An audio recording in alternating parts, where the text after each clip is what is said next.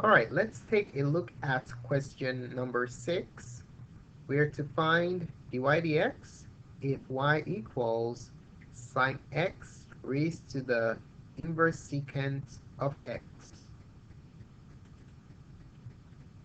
So in this example, we are going to be using the logarithmic differentiation algorithm. Okay, so how do we know to use the logarithmic differentiation procedure to find the derivative of this function?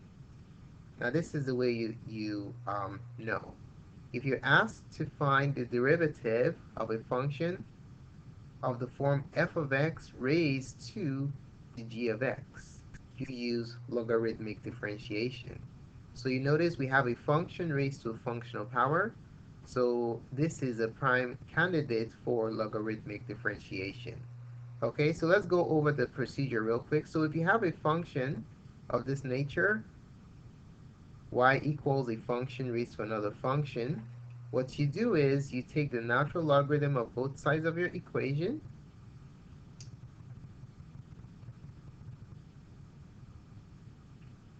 and the properties of logarithms can help you power down this function that is the exponent of f. So if you power it down using the property of logarithm, you have g of x times the natural logarithm of f of x. Now what you have done is you've changed this situation into a product of two functions on the right side. Okay, so what you do is you basically differentiate this entire equation. When you do that, you have 1 over y times y prime. And then here you apply the product rule. You have the natural logarithm of f of x times the derivative of this function plus um, this function g of x times the derivative of the natural logarithm of x, so ln of f prime. All right?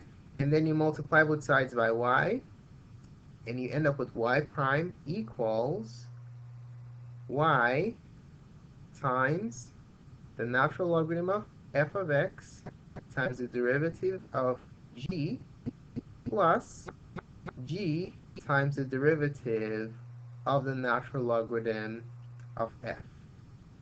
So this is just a summary of how to, for the prime there, of how to find the derivative of a function raised to a functional power using the logarithmic differentiation procedure.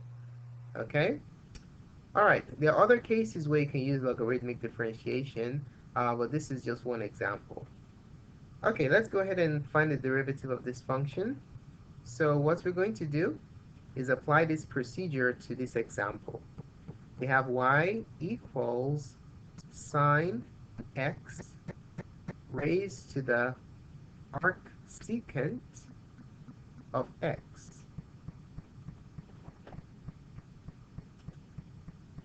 So what we will do next is take the natural logarithm of both sides of this equation. So we have the natural logarithm of y equals the natural logarithm of sine x raised to the inverse secant of x. Okay?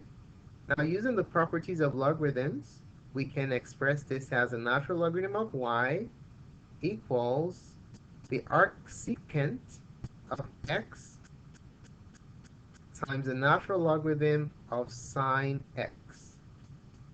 Now we are going to have to make use of the product rule. Okay, so let's review the product rule real quick. uv prime is equal to v u prime plus u v prime. Okay, so in this problem, the first function is u, the arcsecant of x, and then the second function is a composite function. The natural logarithm of sine x is v. Okay, so if we apply the product rule here, let's see. We have u is arcsecant x, so u prime is going to be, if you remember your differentiation rules, you have 1 over the absolute value of x times the square root of x squared minus 1. And then v is the natural logarithm of sine x. So we have to use the chain rule here. Okay, so what we're going to do, let's bring that down here. V is a composite function. It's a composition of two functions. Okay, so f of g of x is equal to the natural logarithm of sine x. Now to find the derivative, we're going to use the chain rule. So we know what f prime of g of x is, right? The derivative of the composition of two functions is the derivative of the outer function evaluated at the inner times the derivative of the inner function. So let's apply that to this problem. So first thing we are going to do is decompose this function into the outer and inner components, differentiate them, and then apply this formula here. Okay, so f. F is, we can clearly see that f is the natural logarithm, f of x is the natural logarithm of x. G of x, the inner function, is sine x. Okay? The derivative of f is 1 over x. If you recall your differentiation rules, and then the derivative of g is cosine x. All right? So using the chain rule, we're going to evaluate the derivative of f at the inner function. So we plug in g into the derivative of f, multiply that by g, then that is our final result. Okay, so v is going to be f prime of g of x, which is, instead of 1 over x, we have 1 over sine x, times g prime of x, which is cosine x. And this can be reduced into cotangent x. Okay, so this is v prime. So let's go ahead and pull it all together. So if we differentiate the left side implicitly, we have 1 over y times y prime, which is the same thing as dy dx, times v u prime. Okay, so v is the natural logarithm of sine x, and then u prime is 1 over the absolute value of x times the square root of x squared minus 1. So we can just put this over the absolute value of x times the square root of x squared minus 1. Okay, so that's vu prime plus u.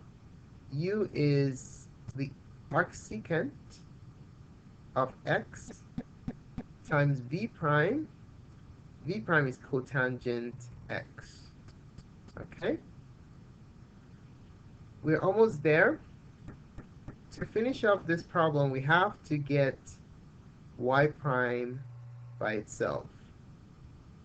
So to accomplish that, we'll multiply both sides by y. So we have y prime equals y times the natural logarithm of sine x over the absolute value of x times the square root of x squared minus 1 plus the arcsecant of x cotangent x. All right? Now, we know what y is. Y is the original problem, which is sine x raised to the arcsecant of x. So we're going to plug that back in here for our final result. So our final result will be y prime equals y, which is sine x raised to the arcsecant of x which is y times this entire expression right here.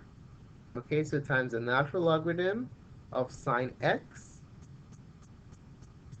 divided by the absolute value of x times the square root of x squared minus 1 plus the arcsecant of x times cotangent x. Okay, so this is dy dx or y prime. So let's box our answer. This is the final answer right here. Thanks so much for taking the time to watch this presentation. Feel free to subscribe to our channel for updates to other cool tutorials such as this. Do post a comment in the comment section if you have any questions or problems you would like to see done. More clips can be found on math.serve.com. Thanks again for watching and have a wonderful day.